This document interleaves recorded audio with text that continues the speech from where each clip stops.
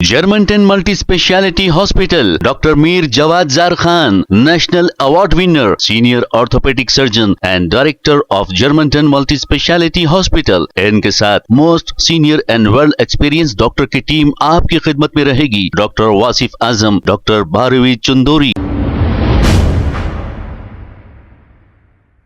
अस्सलाम वालेकुम नाजरीन, 7H न्यूज में आपका इस्तकबाल है। नलगुंडा डिस्ट्रिक्ट के एक टोल गेट पर छोटुप्पल ट्रैफिक पुलिस स्टेशन के कांस्टेबल शेख आरिफ को एक स्कूटर ने टक्कर दे दी। ऐसा बताया जा रहा है कि इस टोल गेट के पास व्हीकल चेकिंग की जा रही थी। इसी दौरान कांस्टेबल शेख आरिफ एक शख्स को रोकने की कोशिश करते हुए वो उसके सामने आ गए। तभी उस स्कूटर वाले ने इन्हें टक्कर दे दी। इसकी वजह से कांस्टेबल शेख आरिफ को शदीद जख्म आए और इन्हें फौरी इलाज के लिए यशोदा हॉस्पिटल मुंतकिल किया गया। आइए देखते हैं ये रिपोर्ट।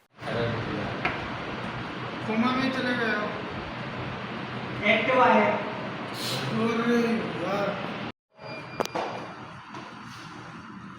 बहुत स्पीड से।